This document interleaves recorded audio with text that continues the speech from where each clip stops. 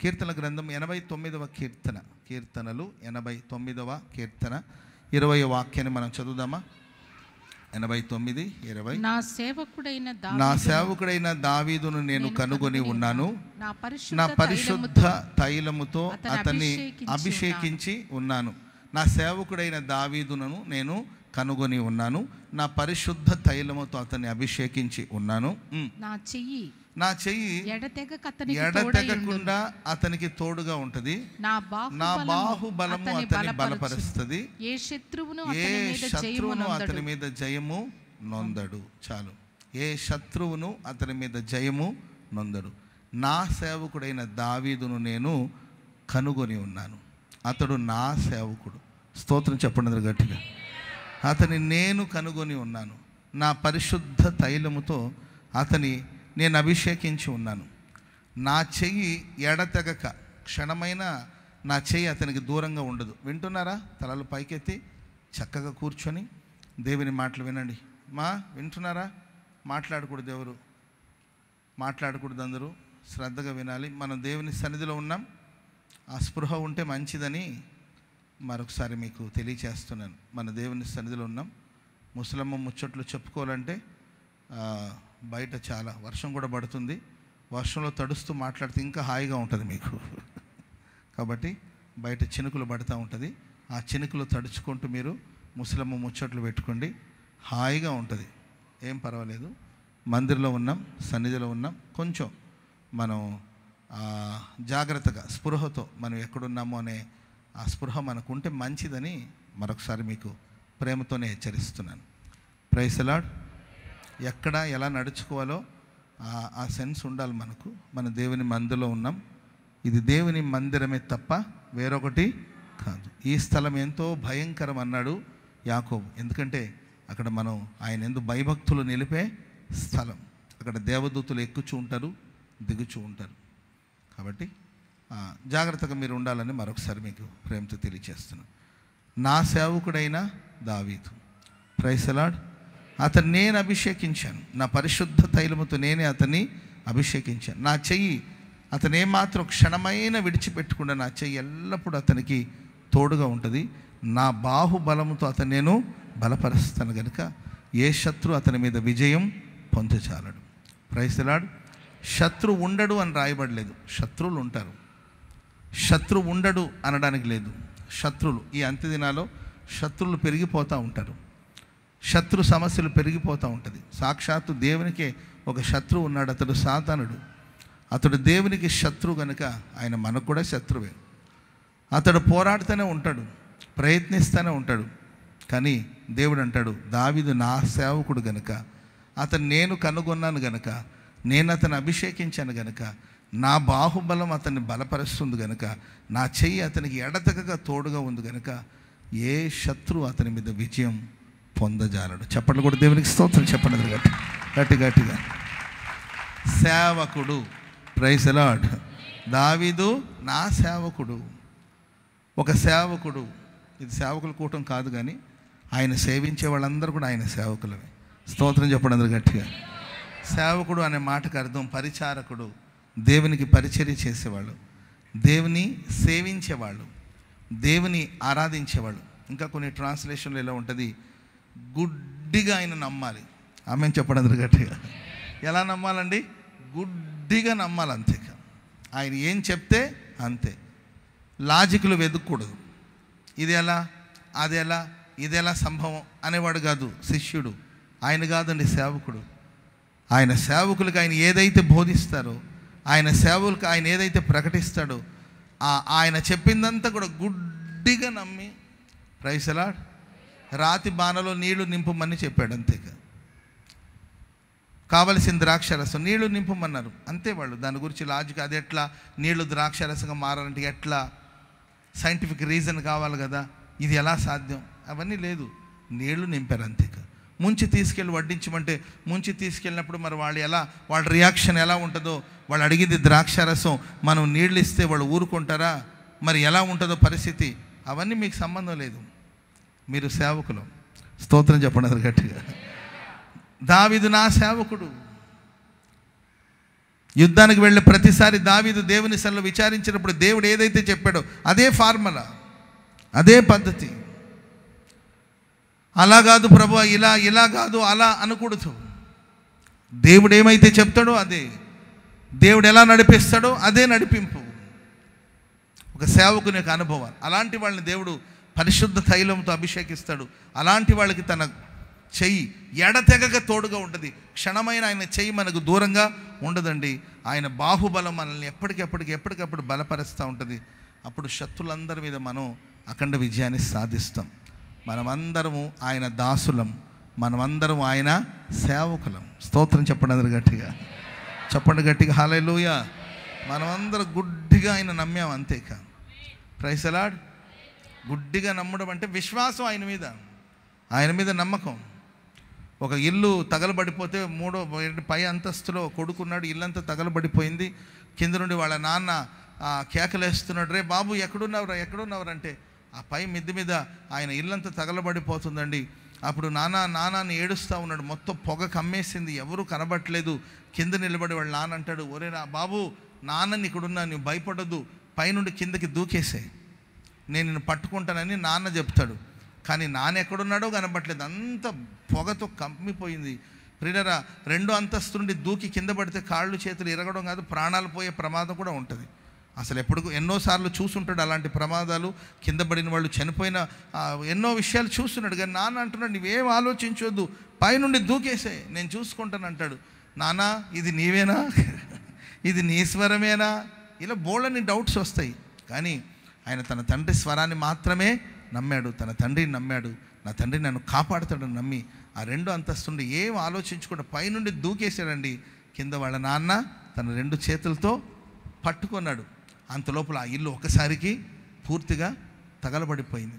ప్రియమైన వాళ్ళరా, ఆ ప్రమాదం నుండి ఆ కుమారుడు తప్పించబడ్డాడు. నేనేమంటానంటే, మనం యేసయ్య బోధిస్తున్న మాటల్ని మనం పరిపూర్ణమైన నమ్మకంతో, విశ్వాసంతో నమ్మి సాగిపోవడమే సేవ. స్తోత్రం చెప్పండి అందరూ గట్టిగా, చెప్పండి గట్టిగా హల్లెలూయా. ప్రియమైన వారు, ఒక సేవకుడు, ఒక సేవకురాలు, ఒక సేవకుడికి, ఒక సేవకురాలకు ఉండవలసిన క్వాలిటీస్ ఏంటి?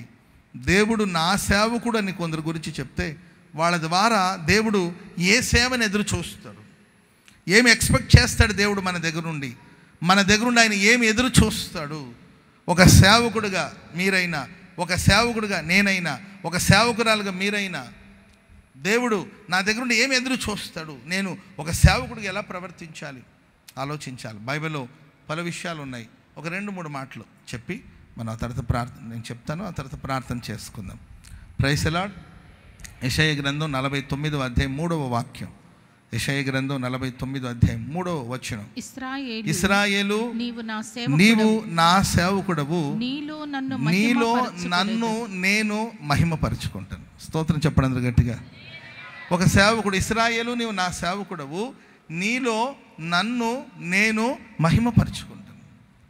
నీ ద్వారా నాకు కీర్తి రావాలి, నీ ద్వారా నాకు మహిమ రావాలి, నీలో నేను మహిమను పొందుకుంటాను. ఎందుకంటే నీవు నా సేవకుడవు.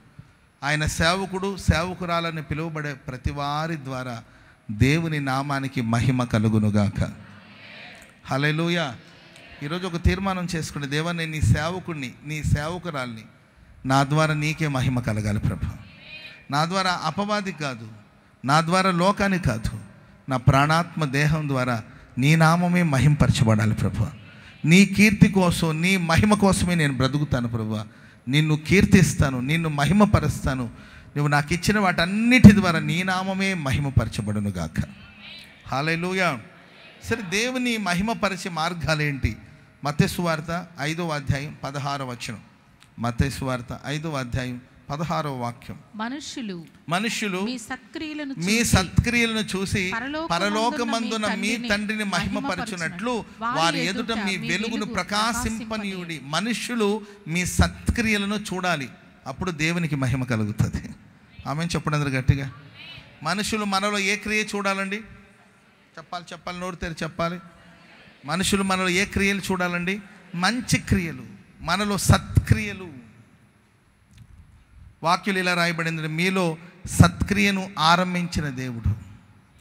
మనలో దేవుడే ఈ సత్క్రియలను, మంచి క్రియలను ఆరంభించింది ఎవరండి? ప్రభువే ఆరంభించాడు. దాన్ని ప్రభువే కొనసాగిస్తాడు. స్తోత్రం చెప్పండి గట్టిగా గట్టిగా హల్లెలూయా. ఆ సత్క్రియలు మనలో ప్రభు ఆరంభించాడు.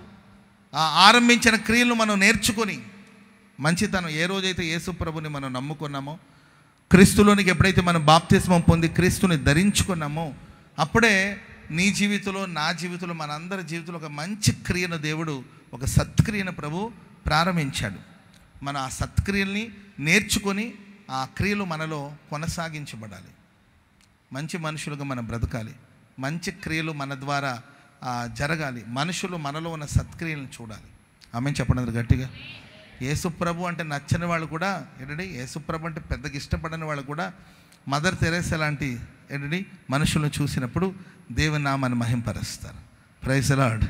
ఎందుకంటే ఆమె చేసిన సేవ, ఆమె ప్రజల చూపిన ప్రేమ, ప్రజల కోసం ఆమె పడిన ప్రయాసాలు, ఇలాంటి మంచి క్రియలన్నీ చూసినప్పుడు నిజమే ఇది క్రీస్తు ప్రేమే. స్తోత్రం చెప్పండి గట్టిగా. కనుక భూమి మీద మనం సత్క్రియలు చేయాలి. ఈ సత్క్రియలను మనుషులు చూసి పరలోకమందున మన దేవుని మహిమపరిచేటట్లు వారి ఎదుట మన వెలుగు ఎల్లప్పుడూ ప్రకాశిస్తూ ఉండాలి. సత్క్రియలు అంటే వెలుగు, వెలుగంటే సత్క్రియలు. ఒక వెలుగు ఎలాగైతే తేజరిల్లుతూ ఉంటుందో, ప్రకాశిస్తూ ఉంటుందో, ఆ విధంగా మనలో మంచి క్రియలు, సత్క్రియలు ఉండాలి. ఆమె ప్రభు దాన్ని మనలో ప్రారంభించాడు. ప్రభు దానిలో మనల్ని మన జీవితంలో ఆరంభించాడు. దాన్ని మనం నేర్చుకుంటూ ముందుకు సాగిపోవాలి. ఒక అడవి నుండి ఒక గుర్రాన్ని తీసుకొచ్చారు. ఒక అడవిలో నుండి ఒక గుర్రం తీసుకొచ్చారు. గుర్రాన్ని ఎందుకు తెచ్చుకుంటారు చెప్పండి? దాని మీద కూర్చొని సవారీ చేయాలనో, ఏంటి దాన్ని బండి కట్టాలనో, గుర్రపు బండిగా చేయాలనో ఏదో ఒక ఉద్దేశంతో అడవి నుండి ఒక గుర్రాన్ని తీసుకొచ్చారు. తీసుకొచ్చిన వెంటనే అది మాట వింటుందా చెప్పండి? వచ్చిన వెంటనే శిరస్సు వంచేసి, అమ్మ బాబు, అయ్యా బాబు, నీవేం చెప్తే అదే నేను చేస్తాను అంటదండి. అది లోబడదు, అది లోబడదు. దానికి ట్రైనింగ్ ఇచ్చి ఏంటండి అది దేనికోసం ఏర్పాటు చేయబడిందో ఆ పని జరిగించబడేటట్లుగా దానికి నేర్పిస్తారు. అది నేర్చుకుంటుంది, అది ప్రయోజనకరంగా మార్చబడుతుంది. నీ ఎడల, నా ఎడల ప్రభు ఎదురు చూసేది ఏంటంటే మన ఆయన మహిమపరచాలి. ఎలా మహిమపరచాలంటే మనం మనుషులందరూ ఎదుట ఏంటంటే సత్క్రియలు కలిగి మనం జీవించాలి. ఆ క్రియలను చూసిన మనుషులు దేవుని మహిమపరుస్తారు.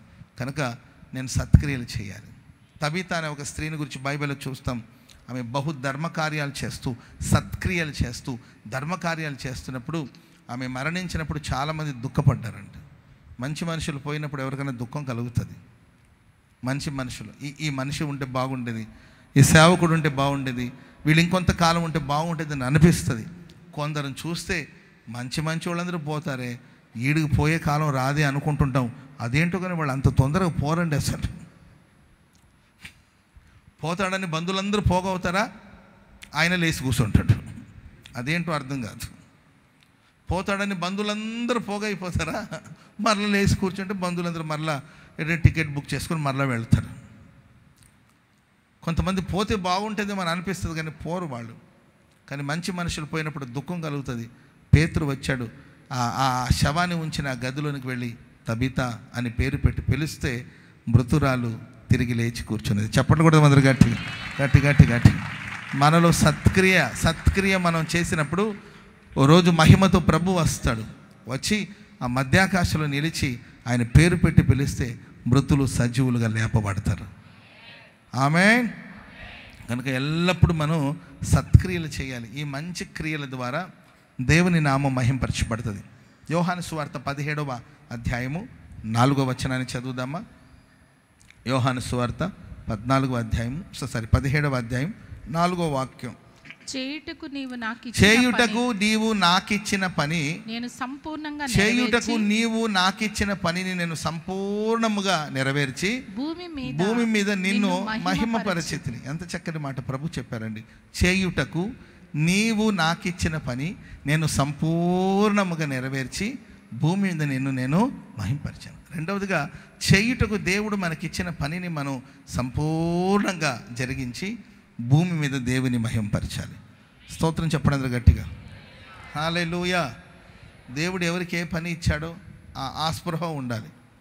దేనికోసం ప్రభు నన్ను పిలిచాడో, దేనికోసం మనల్ని ఏర్పరచుకున్నాడు, మనలో ఒక్కొక్కరికి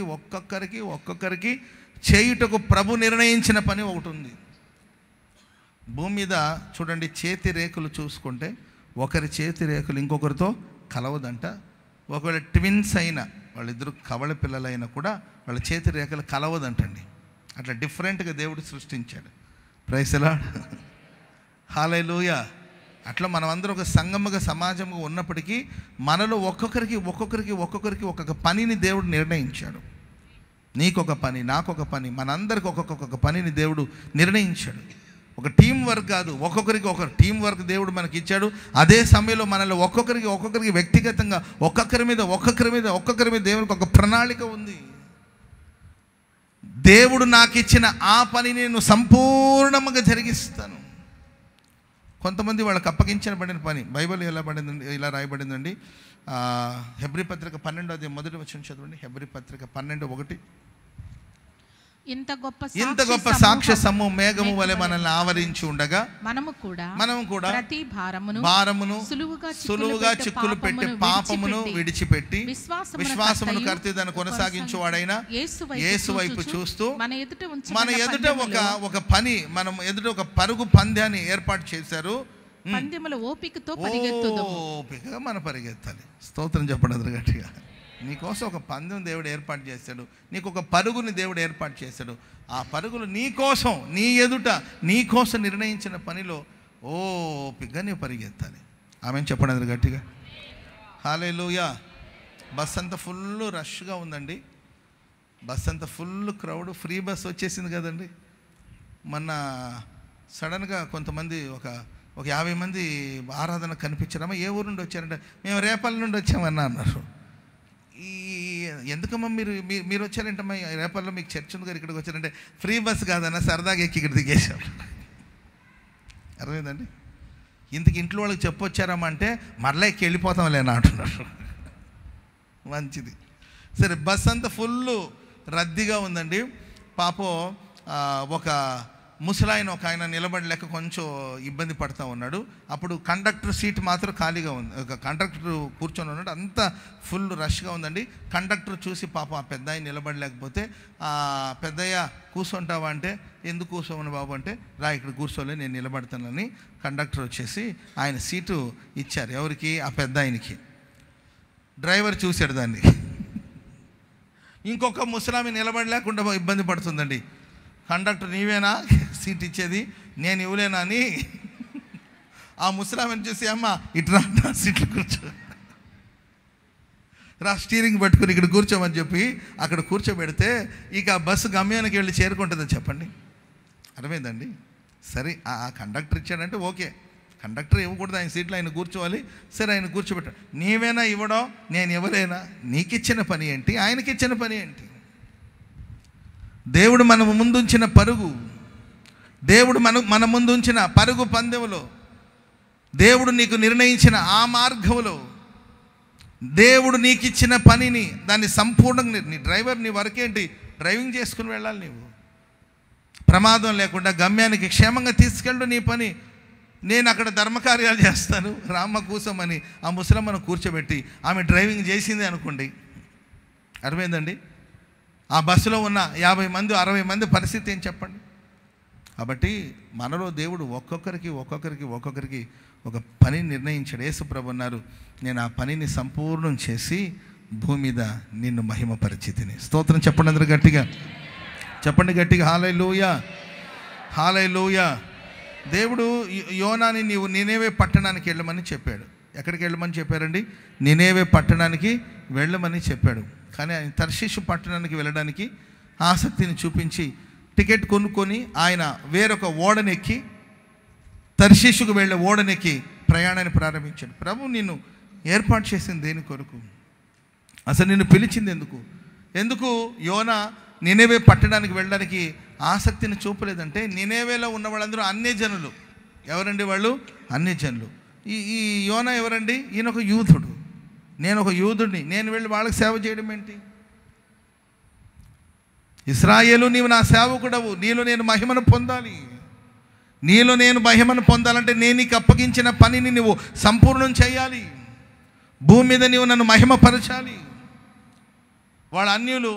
నేను ఆయా సందర్భంలో భారతదేశం కోసం మనం ప్రార్థన చేద్దాం అన్నాం అనుకోండి, కొంతమంది ప్రభువా భారతదేశం నాయన ఏదో ఎవరిదో దేశం అయినట్టు, ఎవరిదో ప్రభువా భారతదేశం నాయన, భారతదేశం తండ్రి భారతదేశం అంటుంటారు. మన తెలుగు రాష్ట్రాల కోసం ప్రార్థన చేయండి అంటే ప్రభువా నాయన మరి తెలుగు రాష్ట్రాలంట ప్రభువా అని ప్రార్థన చేస్తుంటారు కదా.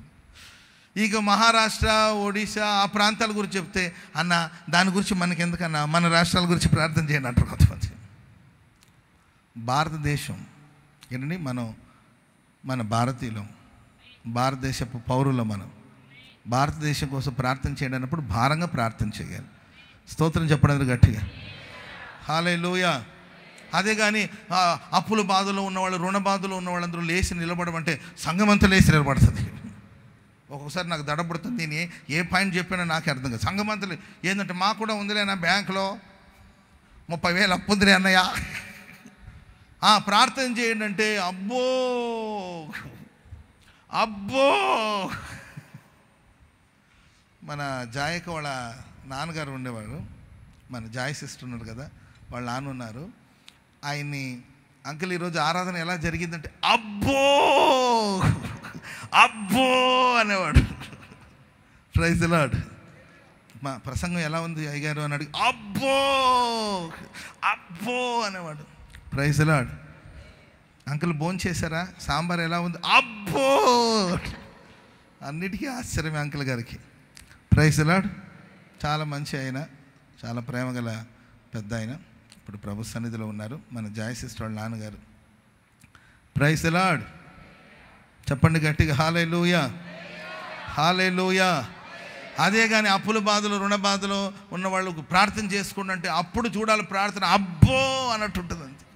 ఆ ఏడుపు ఏంటి, ఆ బాధ ఏంటి, ఆ ఎక్స్ప్రెషన్ ఏంటి, వాళ్ళ ప్రార్థనకు సింహాసనం కదిలిపోతూ ఉంటుంది, వాళ్ళ ప్రార్థనకు శాపలు చుట్టబడిపోతూ ఉంటుంది. అంతే. అంత భారంతో ఏది నీ పర్సనల్ విషయాల కోసం, మీ వ్యక్తిగత విషయాల కోసం, మీ ఫ్యామిలీ కోసమో, లేకపోతే మీ పిల్లల కోసమో, మీ ఫైనాన్షియల్ స్టేటస్ కోసమో ప్రార్థన చేస్తున్నప్పుడు ఆ భారం వేరుగా ఉంటుంది. అది భారతదేశం రక్షించబడాలి. కోట్ల మంది ప్రజలు, కుడి ఎడమల వ్యత్యాసం తెలియని ప్రజలు నశించిపోతున్నారు. వాళ్ళ కోసం ప్రార్థన చేద్దామంటే ఇప్పుడు భారం రాదు.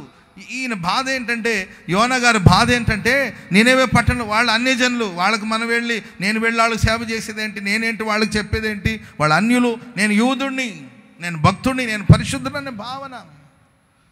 దేవుడు నీకు ఒక ప్రాజెక్ట్, దేవుడు నీకు ఒక పనిని ఇచ్చాడు.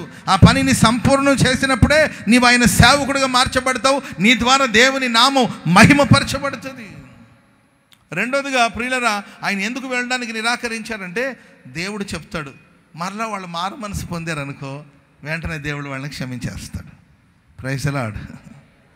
అన్నా నీవు ఇదే మాట మీద ఉండు, నువ్వు ఇలాగే ఉండాలి, నువ్వు ఇలాగే ఉండాలి, స్ట్రిక్ట్గా ఉండాలి, అంతే, ఇదే మాట మీద ఉండు, మరలా నువ్వు మాట మార్చొద్దు అంటుంటారు కొంతమంది. ఎందుకంటే వాళ్ళు పశ్చాత్తాప పడ్డారనుకో, నాకు తెలుసు ప్రభా నీ మనసు మారిపోతుందని తెలుసు. అప్పుడు జనాలు ఏమనుకుంటున్నాను, అబద్ధ ప్రవక్త అనుకోరా, నీ మాటలని ఉత్తదేని అంటారు కదా, నా మాట పోతుంది కదా, అందుకే ఎందుకు వచ్చిన గొడవ, నేను తర్షీషుకి వెళ్తానని. కానీ దేవుడు మనకు నియమించిన పనిని ఖచ్చితంగా మన ద్వారా దేవుడు జరిగిస్తాడు. ఒక చేపను దేవుడు ఏర్పాటు చేసుకున్నాడు. ఆ చేప యోనాన్ని మింగిందండి. ఏంటండి, ఆ తర్వాత ఆ చేప కడుపులో నుండి ప్రార్థన చేస్తే దేవుడు ప్రార్థన విని మరలా ఆ చేప ఎక్కడ తీసుకొచ్చిందంటే నేనేమో పట్టణం తీసుకొచ్చి వదిలేసి వెళ్ళింది. నీకు నాకు అప్పగించిన పనిని ఖచ్చితంగా దేవుడు నెరవేర్చునుగాక. హల్లెలూయా. ఆదికాండం 24వ అధ్యాయం 44వ వచనం చదవండి. 24వ అధ్యాయం 44వ వచనం. నీవు త్రాగుము, నీ ఒంటెలకును చేదిపోయిదునని ఎవతే చెప్పును, ఆమె నీవు త్రాగుము, నీ ఒంటెలు కూడా నేను చేది పోసేదనని ఎవరు చెప్పునో ఆమె నా యజమానుని కుమారునికి యెహోవా నియమించిన పిల్లయై ఉండునుగాక. యెహోవా నియమించిన స్త్రీగా, కన్యకగా ఉండునుగాక అని ప్రార్థన చేశాడు. Praise the lord. నీవు నియమించిన భార్య, నీవు నియమించిన పిల్ల, నీవు నియమించిన కన్యక. Praise the lord. అబ్రహాం తన కుమారుడికి వివాహం చేసే సమయంలో ఒక పెద్ద రెస్పాన్సిబిలిటీ, ఒక పెద్ద బాధ్యత ఎలియాజర్కి అప్పగిస్తే, ఎలియాజర్ ఒక 6 నెలలు ప్రయాణం చేసుకుంటూ ఆ ఊరి పొలిమేరులోకి వెళ్ళినప్పుడు అక్కడ ప్రార్థన చేస్తున్నాడు. ప్రభువా, చాలామంది ఆడపిల్లలు ఉన్నారు, చాలామంది కన్యకలు ఉన్నారు, ఎవరిని తీసుకెళ్ళాలి, ఏ ఇంటికి వెళ్ళాలి, ఎవరిని తీసుకెళ్ళి నా యజమాని కుమారునికి భార్యగా ఇవ్వాలి. అప్పగించారు కాబట్టి ఏదో బాధ్యత. Praise the Lord. అమ్మ కొంచెం అక్కడ నీళ్లు పడిన చూడ తుడవమ్మా అంటే ఏదో చెప్పారు కాబట్టి తుడిచాను. Praise the Lord. అమ్మ అక్కడ ఎవరో చూడమ్మా, ఎవరో వచ్చారో కొంచెం కొంచెం కొంచెం వెళ్ళి చూడండి అమ్మ అంటే ఈమె అక్కడికి వెళ్ళేసరికి ఆమె బస్ స్టాండ్కి వెళ్ళిపోయింది. అమ్మ అక్కడ ఎవరు వచ్చినట్టున్నారు చూడు, కొంచెం తొందరగా వెళ్ళి చూడండి అమ్మంటే ఈమె లేచి, పాపం ఈ తల్లి లేచి సిద్ధపడి నిదానంగా ఏంటండి స్లో మోషన్లో వెళ్ళేసరికి వాళ్ళు బస్ స్టాండ్కి వెళ్ళిపోయింటారు. ఇంకంతే. ఏదో ఒక పని ఇచ్చారా, పని చేశానని కాదండి, నీవు నిర్ణయించిన పిల్ల, నీవు నిర్ణయించిన పెళ్లి కుమార్తె. స్తోత్రం చెప్పండి గట్టిగా. దేవుడు చూడండి, అందుకే ఆ ప్రార్థన, ఆయన ప్రార్థన ముగించే లోపల దేవుడు ఉత్తరం ఇచ్చాడు. దేవా, నీవు నిర్ణయించిన పని జరగాలి. ఇసాకు భార్య అంటే అబ్రహాం యొక్క వంశావళి, యేసుక్రీస్తు వారి యొక్క వంశావళి. అది ఎవరినో తీసుకొచ్చి చేసేది. కలిసి ఉంటే కలిసి ఉంటారు, విడిపోతే విడిపోతారు. ఈ అమ్మాయి పోతే ఇంకొక అమ్మాయి, అమ్మాయిలకి ఏమైనా తక్కువ అని అనుకోలే. నాకేదో పని చెప్పారు, చేస్తాను, చేద్దాంలే. 6 నెలల ప్రయాణం చేసి వచ్చి ఎవరో ఒకరు తీసుకెళ్ళి నా పని పూర్తి చేసుకుందామని అనుకోలేదండి. నీవు నిర్ణయించిన కుమార్తె, నీవు నిర్ణయించిన పెళ్లి కుమార్తె నాకు బయలుపరచు ప్రభువా అని ప్రార్థన చేసుకుంటే, చూడండి, మనం ఆయన చిత్తాన్ని, ఆయన ప్రణాళికను, ఆయన పనిని నెరవేర్చాలనే సంకల్పం మనకు ఉన్నప్పుడు అన్నిటిని దేవుడు అనుకూలపరుస్తాడు. నేను నా ఇమాజినేషన్ అండి ఇది, మరి రెఫరెన్స్ అడగొద్దు నన్ను. నా ఇమాజినేషన్ అంటే వెంటనే ఒక దూత వచ్చి ఏం చేశారు తెలుసండి, వాళ్ళ ఇంట్లో ఉన్న నీళ్ళంతా తీసుకెళ్ళి కాలువలో పోసేశాడు. ఎవరింట్లోనండి? రిబ్కా వాళ్ళ ఇంటికి వెళ్ళి వాళ్ళ ఇంట్లో బిందెలో ఉన్న నీళ్ళంతా తీసుకెళ్ళి కాలువలో పోసేశాడు. రిబ్కా వాళ్ళ నాన్నుండి, అమ్మాయి నాకు ఒక గ్లాసు మంచినీళ్ళు అమ్మ, దాహం వేస్తుందని చెప్తే వెళ్ళి పాత్రలు చూస్తే అన్నీ ఖాళీగా ఉందండి. అయ్యయ్యో, నీళ్ళు లేదు నాన్నగారండి, ఇప్పుడే వస్తానని బిందె తీసుకుని బయలుదేరేటట్లు దూత చేశాడు. స్తోత్రం చెప్పండి అందరూ గట్టిగా. హల్లెలూయా. ఈయన ప్రార్థన చేసి ఆమేననేసరికి రిబ్కా తన భుజం మీద కడవ పెట్టుకుని బయలుదేరి వచ్చి ఆయన ఎదురుగా నిలబడింది. Praise the Lord. ఎందుకంటే మనం, దేవా, నీ చిత్తం నెరవేరాలి, నీ ప్రణాళిక నెరవేరాలి అని మనం ప్రార్థన చేసి ముగించే లోపల సమాధానం నీ ఎదుట నిలబడి ఉంటుందండి. చప్పట్లు కొడుతూ దేవునికి స్తోత్రం చెప్పండి అందరూ గట్టి. నేను దేవుని పని చేయాలి, దేవుడు నిర్ణయించిన పని నేను సంపూర్ణం చేయాలనుకున్నప్పుడు అన్నీ అనుకూలంగా మార్చబడుతుంది. హల్లెలూయా. ఇశ్రాయేలు, నీవు నా సేవకుడవు, నీలో నేను మహిమను పొందు. సత్క్రియ చేసినప్పుడు దేవునికి మహిమ కలుగుతుంది. రెండవదిగా, ప్రేమైన వారిలో దేవుడు మనకు అప్పగించిన పనిని మనం సంపూర్ణం చేసినప్పుడు, ప్రభు మనకిచ్చిన పనిని పూర్తి చేసేంత వరకు మనం దేవుని సన్నిధికి వెళ్ళడానికి వీలు లేదు. ఆయన ఇచ్చిన పని పూర్తి చేసి వెళ్తాం. ఆమేన్ చెప్పండి అందరూ గట్టిగా. హల్లెలూయా. చిన్న సమస్య వచ్చిన, కష్టం వచ్చిన, ప్రభు నేను పోతా, నేను వస్తా అంటుంటే, కొంతమంది చిన్న సమస్య వస్తే ప్రభు ఇక చాలు అంటుంటారు. దేవునికి ఇచ్చిన పని అంతా పూర్తి చేసి వెళ్ళాలి. నాకు కొంతమంది చెప్తుంటారు, వచ్చేదన్నా బతకాలని ఆశ లేదన్నా, ఇక చాలన్నా, నేను సరే మరి నేను అప్పగిచ్చేస్తాను. 3 కూతురు, వాళ్ళ సంగతి ఏం చెప్పు, వాళ్ళని ఎవరు చూసుకుంటారు, మీరున్నారు కానీ అంట. నాకున్న పని నాకున్నాయి, మరలా ఎక్స్ట్రా ఈ ముగ్గురు, మరి ఈ పని నాకెందుకు? నీకు అప్పగించిన పని నీవు పూర్తి చేసి వాళ్ళని చక్కగా చదివించి వాళ్ళ ప్రయోజకులుగా మార్చి నీ బాధ్యతని పూర్తి చేసుకొని దేవుని నామ మహిమార్థమై అప్పుడు వెళ్ళు. నీ పని పూర్తి అయిన తర్వాత 2 రోజులు ఉంటానన్నా నేను ఉండనేమో, నువ్వు దగ్గరుండి పంపిస్తా. Praise the Lord. ముందు నీకు ఇచ్చిన బాధ్యత నువ్వు పూర్తి చేయాలి తప్ప నేను పోతా, నాకు ఈ లోకం వద్దు అని అనొద్దు. నీకు ఇచ్చిన పని నువ్వు పూర్తి చేయాల్సింది. ఆమేన్ చెప్పండి అందరూ గట్టిగా. అప్పుడే నీ ద్వారా భూమి మీద దేవుని నామము మహిమపరచబడుతుంది. యేసు ప్రభు తన పనినంతా పూర్తి చేసి సమాప్తమాయెను. స్తోత్రం చెప్పండి అందరూ గట్టిగా. తండ్రి, నా ఆత్మ నీకు అప్పగిస్తుంది, నాకు ఇచ్చిన పని సమాప్తమైంది. కనుక మన భూమి మీద దేవుడు మనందరికి ఒక పని నిర్ణయించాడు. ఆ పని ఏంటో గుర్తించి దాన్ని పూర్తి చేద్దాం. ఆమేన్. రెండో మాట చదవండి. యెషయా గ్రంథం 42వ అధ్యాయము 19వ వాక్యం. యెషయా గ్రంథం 42వ అధ్యాయం 19వ వాక్యం. నా సేవకుడు తప్ప మరి ఎవడు గుడ్డివాడు? నా సేవకుడు తప్ప మరి ఎవరు గుడ్డివాడు? నేను పంపు నా దూత తప్ప మరి ఎవరు చెవిటివాడు? నా భక్తుడు తప్ప ఎవరు గుడ్డివాడు? యెహోవా సేవకుడు తప్ప మరి ఎవడు గుడ్డివాడు? దేవుని సేవకుడు ఎలా ఉండాలంటే గుడ్డివాడుగా ఉండాలి. నేను అదే చెప్పింది ఇంత క్రితం కూడా. గుడ్డిగా ప్రభు నమ్మాలి. ఆమె చెప్పండి అందరు గట్టిగా.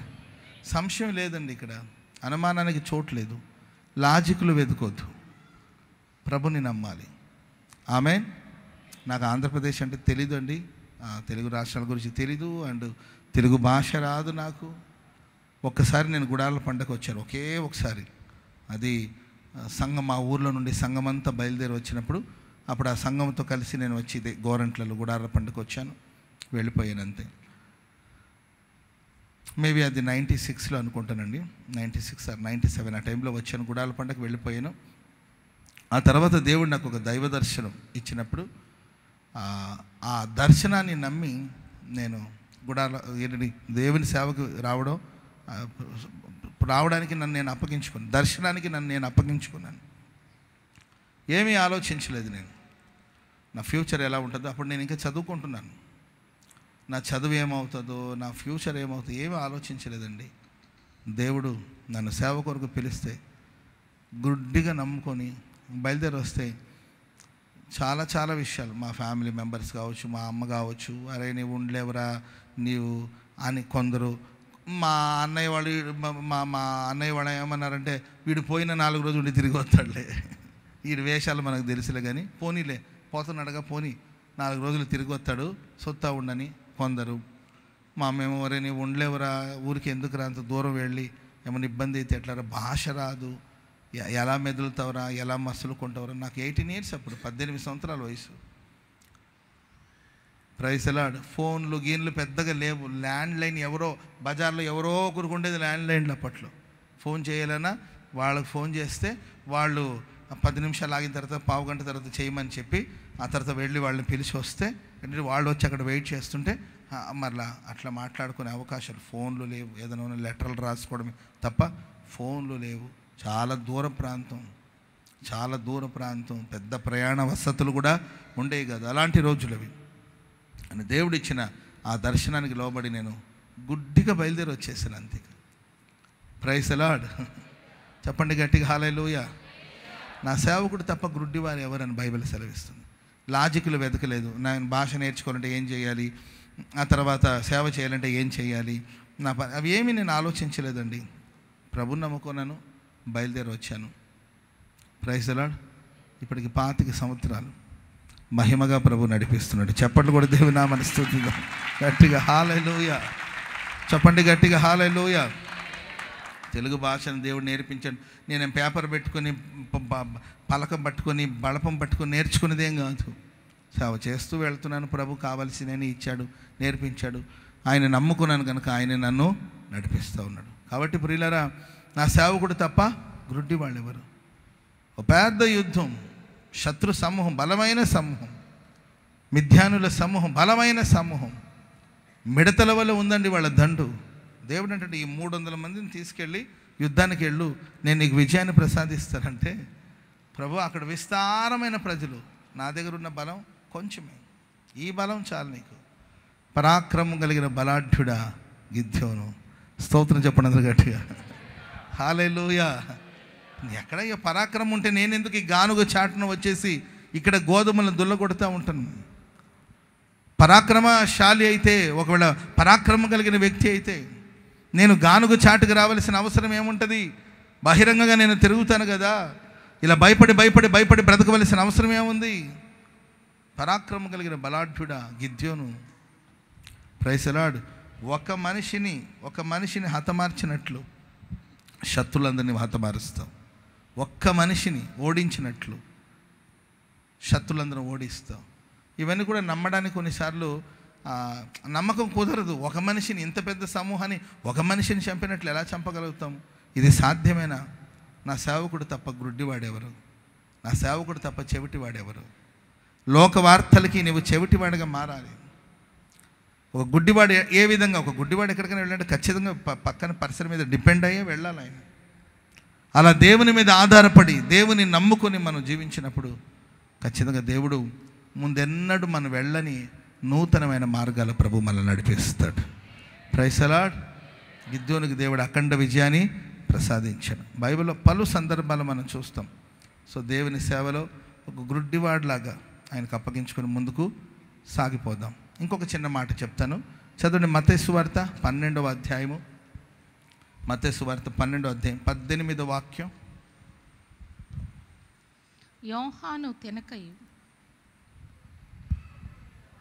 12. ఇదిగో ఈయన నా సేవకుడు. ఓకే, ఇదిగో ఈయన నా సేవకుడు, ఈయనను నేను ఏర్పరచుకుంటుని, నేను ఇతన్ని ఏర్పరచుకున్నాను, ఈయన నా ప్రాణమునకు ఇష్టమైన వాడు, నా ప్రియుడు, ఈయన మీద నా ఆత్మ నుంచి, ఈయన మీద నా ఆత్మ నేను ఉంచాను. ఈయన అన్ని జనులకు న్యాయ విధులను ప్రచురం చేస్తాడు. ఈయన జగడమాడడు, కేకలు వేయడు, వీధిలో ఇతని శబ్దము వినబడదు. ప్రైజ్ ది లార్డ్. చాలా విషయాలు ఉన్నాయి, మనం ఒక్క మాట తీసుకుందాం. ఈయన నా సేవకుడు, నా ప్రాణానికి ప్రియమైన వాడు, ఈయన యందు నా ఆత్మను ఉంచాను, ఈయన జగడమాడడు. Praise the lord. ఈయన కేకలు వేయడు, వీధుల్లో ఇతని శబ్దము వినబడదు. తన సేవకులు ఎలా ఉండాలని ప్రభు కోరుకుంటుంటే జగడమాడడం, గొడవలాడడం, కేకలు వేయడం, వీధిలో నోరంతా పారేసుకోవడం, ఉన్న నోరంతా పారేసుకొని. నాకు ఆశ్చర్యమైన విషయం ఏంటంటే ప్రియులారా, బజార్లో అరుస్తుంటే ఎక్కడొస్తుందో ఓపిక నాకు తెలియదు కానండి, అంత ఓపిక తెచ్చుకొని అరుస్తారు. బజార్లో వాళ్ళ కేకలు వినబడతా ఉంటుంది, ఒకటే గొడవలు, జగడమాడుతూ ఉంటారు. దేవుని మందిలో శబ్దం వినబడదు. మరలా ఇసాకు వాళ్ళ నాన్నగారు ఉన్న దినాల్లో బావులు, వాళ్ళ నాన్నగారు ఉన్న రోజుల్లో అవి బావులు, అవన్నీ శత్రులు పుడిచివేస్తే ఆయన వెళ్ళి ఆ బావులను త్రవ్వినప్పుడు దేవుడు జలలగలిగిన నీటి ఊటలు ఇచ్చాడు. వెంటనే ఆ ఊరోళ్ళందరూ వచ్చేసి ఈ ఊరు మాది, ఈ బావి మాదని జగడమాడడానికి ప్రారంభించారు. వెంటనే అక్కడ నుండి పక్కకి వెళ్ళిపోయాడు. ఎందుకంటే దేవుని సేవకుడు. స్తోత్రం చెప్పండి అందరూ గట్టిగా. హల్లెలూయా.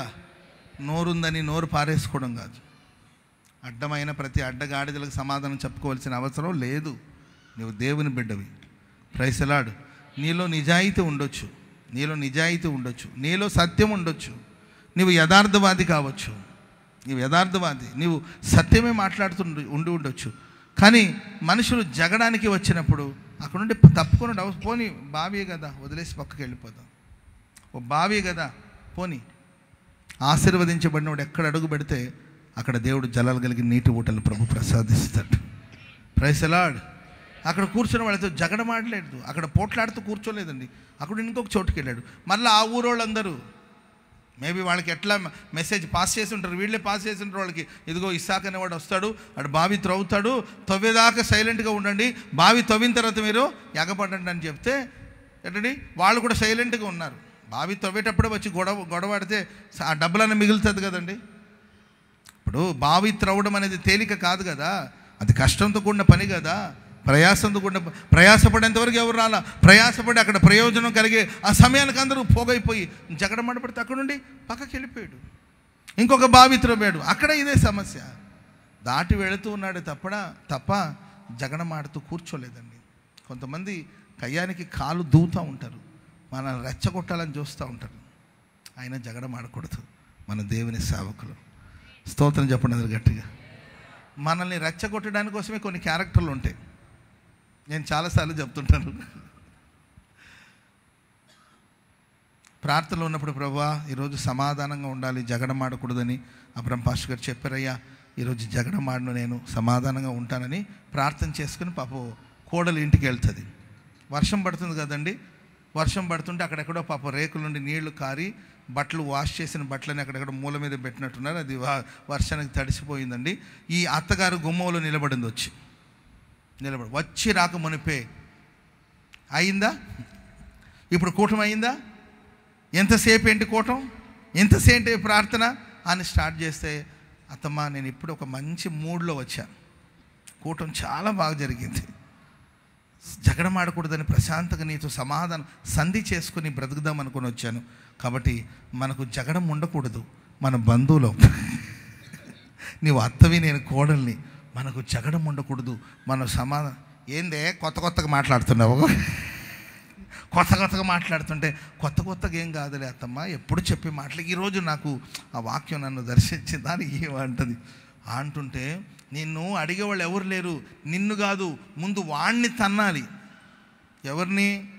నన్ను కాదులే, వాడు ఆయిందికి వాణ్ణి తనాలి. నేను ఇట్లా బజార్లో వదిలేసాడు, అసలు నేను పట్టించుకుంటా. అత్తమ్మా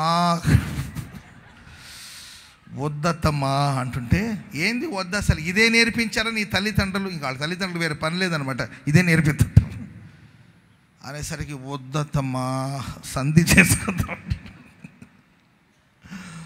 చేసుకుందాం, అవసరమైతే నీకు ఒక సంచి కొనిద్దా, సమాధానంగా ఉందాము అంటుంటే ఆమె ఊరుకోదు కదండి.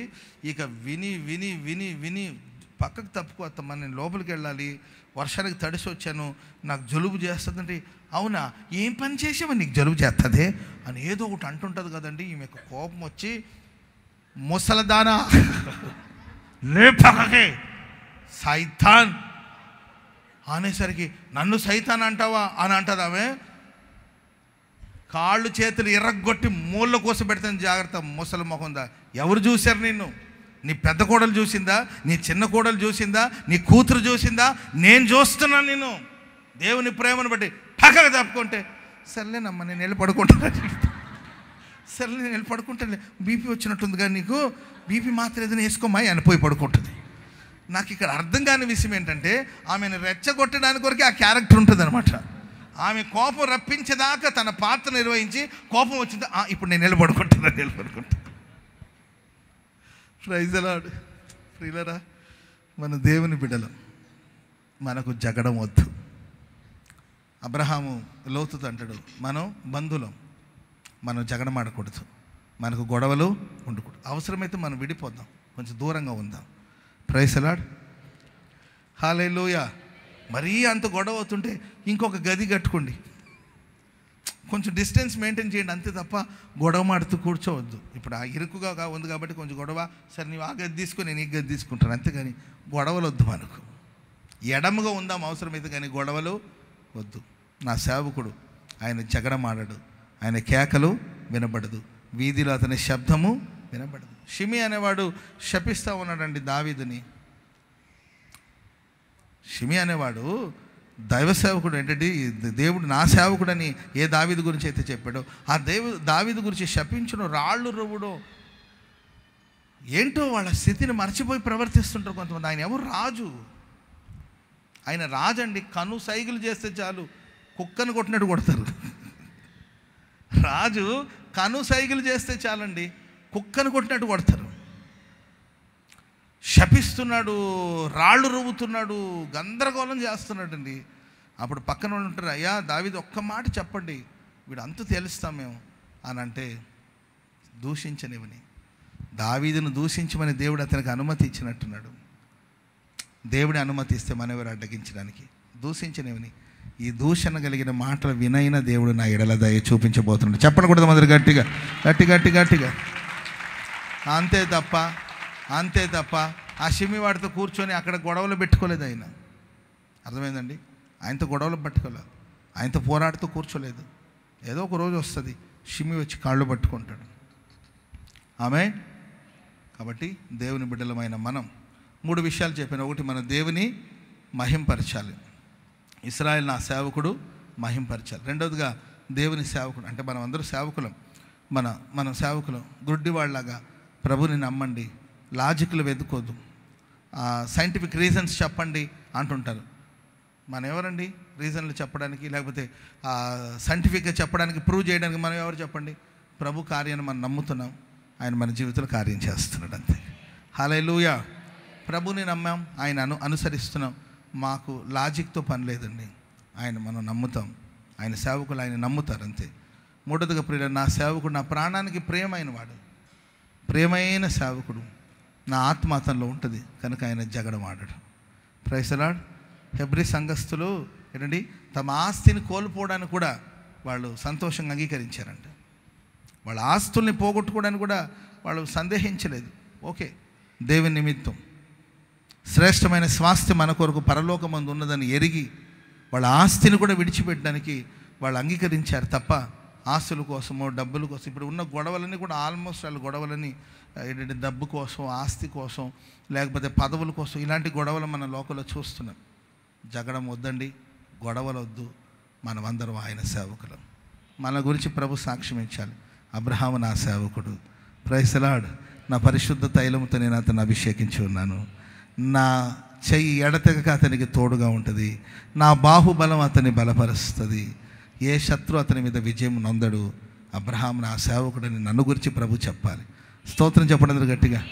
నీ గురించి ప్రభు చెప్పాలి, ఈమె నా సేవకురాలు, ఈమె నా దాసురాలు, నా పరిశుద్ధ తైలముతో నేను ఆమెను అభిషేకించున్నాను, ఈమె నా సేవకురాలు, ఈమె నేను కనుగొని ఉన్నాను, నా పరిశుద్ధ తైలముతో ఈమె నేను అభిషేకించి ఉన్నాను, నా చెయ్యి ఎడతెగక ఆమెకు తోడుగా ఉంటుంది, నా బాహుబలము ఆమెను బలపరుస్తుంది, ఏ శత్రు ఆమె మీద విజయం నొందరని మీ గురించి, ఈయన నా సేవకుడని మీ గురించి సాక్షాత్తు దేవుడు సాక్ష్యం ఇచ్చినట్లుగా ఓ పరిపూర్ణమైన దైవత్వాన్ని కలిగి ఆయన్ని పరిపూర్ణంగా సేవించే సేవకులుగా మనం మార్చబడదుముగాక. ఈ మాటలు మన వినికిడిలో ప్రభు స్థిరపరచుగాక.